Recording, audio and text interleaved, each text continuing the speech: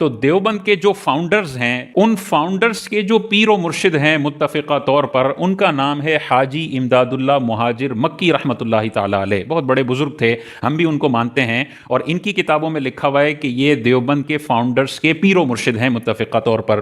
انہوں نے ایک کتاب لکھی ہے فیصلہ ہفت مسئلہ, اور اس فیصلہ ہفت مسئلہ میں واضح طور پر میلاد النبی کو بھی تسلیم کیا ہے اور خود میلاد النبی منانے کے اہتمام کو بھی تسلیم کیا ہے. دیکھیں حاجی امداد اللہ مہاجر مکی رحمہ اللہ تعالیٰ بہت بڑے اللہ والے بزرگ تھے اور وہ میلاد کے حامی تھے, یہ بات درست ہے. تو یہ انہوں نے سوال پوچھا کہ پھر علماء دیوبند ان کو اپنا پیر و مرشد کیوں مانتے ہیں.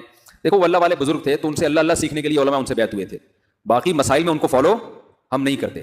مولانا رشید احمد گنگوئی رحمۃ اللہ علیہ حاجی امداد اللہ مہاجر مکی کے مرید تھے نا, تو انہوں نے کوئی مسئلہ بتایا تو کسی نے کہا آپ کے پیر صاحب تو یہ مسئلہ بتاتے ہیں, تو انہوں نے جواب دیا کہ ہم نے پیر صاحب سے اللہ سیکھنے کے لیے اصلاحی تعلق قائم کیا, مسائل ان سے وہ ہم سے پوچھیں کیونکہ علم اللہ نے ہمیں دیا. تو اس سے معلوم ہوا کہ دیوبند مکتبہ فکر کے فاؤنڈرز جب یہ موقف پیش کر رہے تھے کہ میلاد النبی بدعت ہے, اس سے پہلے روئے زمین پر عید میلاد النبی کے بدعت یا ناجائز ہونے کا کوئی تصور نہیں تھا, بلکہ ان کے اپنے پیر و مرشد بھی اس کا اہتمام کرتے اور اسے منایا کرتے تھے. دوسرا اگر ہم دیکھیں, اہل حدیث اس پر بہت زیادہ شد و مت کے ساتھ اس کا انکار کرتے ہیں, جو منا رہا ہے اس کو جہنمی, فاسق, فاجر اور گمراہ ڈکلیئر کرتے ہیں. ان اہل حدیثوں کے جو امام کی حیثیت رکھنے والے ہیں ان کا نام ہے شیخ ابن تیمیہ. ان کی کتاب ہے اقتضاء صراط المستقیم. اس کتاب میں ابن تیمیہ لکھتے ہیں کہ حضور علیہ الصلوۃ والسلام کی ولادت کا دن منانا اگرچہ نیا کام ہے, لیکن جو لوگ یہ مناتے ہیں حضور علیہ السلام سے محبت رکھتے ہوئے تو انہیں اجر دیا جائے گا. تو بنیادی طور پر جو دو بڑے مسالک جنہوں نے آج کل اس کو بہت زیادہ ایک ناجائز اور حرام کام کے طور پر ڈکلیئر کیا ہوا ہے, ان کے بڑے بھی ان سے ایگری نہیں کرتے ہیں.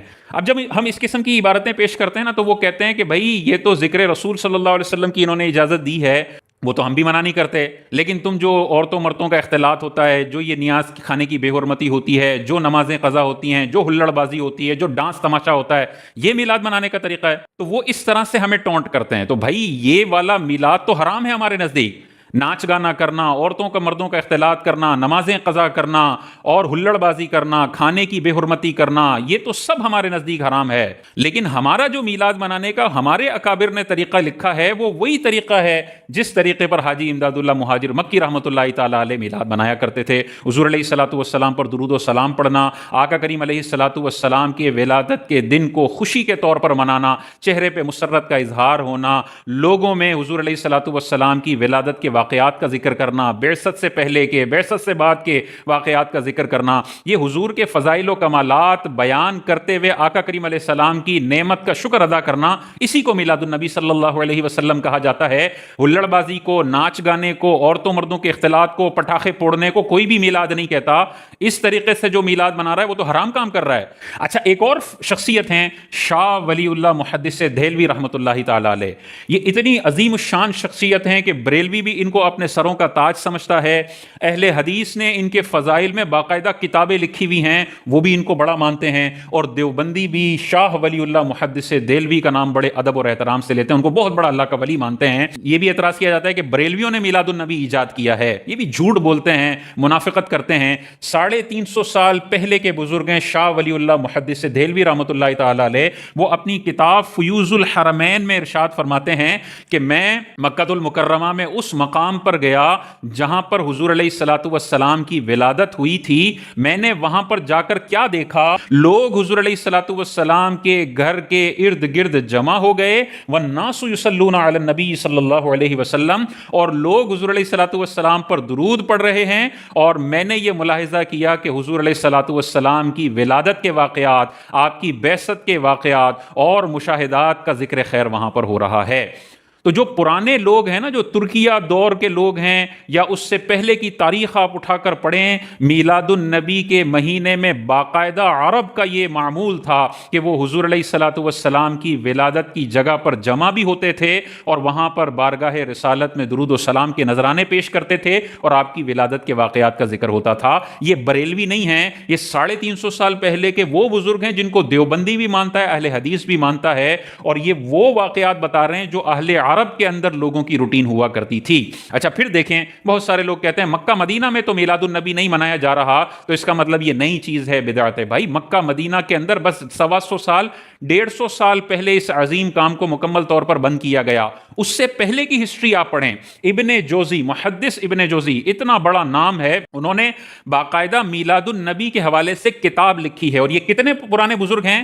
580 ہجری میں آپ کا قریب 580 ہجری کم و بیش آپ کا وصال ہوا ہے۔ آج سے کم و بیش 850 900 سال پہلے کے بزرگ ہیں۔ انہوں نے بیان المیلاد النبی صلی اللہ علیہ وسلم کے نام سے ایک کتاب لکھی ہے، اور اس کتاب میں آپ ارشاد فرماتے ہیں، کیا شاندار جملے ہیں، پورے جملے میں آپ کے سامنے ذکر کرتا ہوں، آپ حیران ہو جائیں گے کہ جو آج بریلویوں کا عقیدہ ہے نا، وہ 850 سال پہلے کی کتابوں میں بھی لکھا ہوا ہے، اور بڑے پائے کے محدثین نے یہ عقیدہ لکھا ہے۔ آپ کیا ارشاد فرماتے ہیں؟ لا زال اہل الحرمین الشریفین و مصر والیمن والشام وسائر بلاد العرب من المشرق والمغرب۔ آپ ارشاد فرماتے ہیں کہ ہمیشہ سے حرمین شریفین میں، مصر میں، یمن میں، شام میں، اور تمام عرب کے علاقے جو مشرقوں اور مغربوں میں بھی ہیں، وہاں پر کیا ہوتا تھا؟ آپ ارشاد فرماتے ہیں یحتفلون بمجلس مولد النبی صلی اللہ علیہ وسلم، میلاد النبی صلی اللہ علیہ وسلم کی مجلسوں کا اہتمام کیا کرتے تھے۔ اگر پوری عرب دنیا یہ کر رہی ہے اور علماء کی سپورٹ کے ساتھ کر رہی ہے، ورنہ تو علماء کے بڑے بڑے رسائل ہونے چاہیے تھے کہ یہ سب بدعت ہے، تم نیا کام کر رہے ہو، تم سارے جہنمی ہو۔ علماء نے نہیں رد کیا، پہلی دفعہ اس مبارک کام کو جو جہنمیوں والا کام کہا گیا نا، وہ 125 150 سال پہلے کہا گیا۔ اس سے پہلے 800 سال کا 900 سال کا 100 سال کا عمل ہے کہ لوگ عرب ممالک کے اندر میلاد النبی صلی اللہ علیہ وسلم منایا کرتے تھے۔ اس لیے ہم نے کبھی میلاد کے بارے میں کوئی بات نہیں کہی، اس لیے کہ امت میں پچھلے 700-800 سال کا عمل ہے، اور بڑے بڑے لوگوں نے اس پہ لکھا ہے۔ ہماری کبھی بھی جرت نہیں ہو سکتی، نہ ہمت پڑتی ہے کہ ہم سب کو ہی گمراہ کریں۔ آگے اسی کتاب میں ابن جوزی ارشاد فرماتے ہیں وَيَفْرَحُونَ بِقُدُومِ هِلَالِ شَهْرِ رَبِيعِ الْأَوَّلِ، آپ ارشاد فرماتے ہیں، اور یہ عرب دنیا کے لوگ ماہ ربیع الاول کا چاند طلوع ہونے پر خوشیاں مناتے تھے۔ یہ پہلے کا ہمیشہ کا عمل رہا ہے کہ جیسے ربیع الاول کا چاند نظر آتا تھا، مومنین کے چہروں پر مسکراہٹیں آ جایا کرتی تھیں۔ آگے کیا ارشاد فرماتے ہیں وَيَهْتَمُّونَ اهْتِمَامًا بَلِيغًا عَلَى السَّمَاعِ وَالْقِرَاءَةِ لِمَوْلِدِ النَّبِيِّ صلی اللہ علیہ وسلم، اور میلاد النبی صلی اللہ علیہ وسلم کے ذکر کو سننے اور پڑھنے کا بہت زیادہ اہتمام کرتے ہیں عرب دنیا۔ یہ ابن جوزی ارشاد فرما رہے ہیں، آج سے 850 سال پہلے کے بزرگ ہیں۔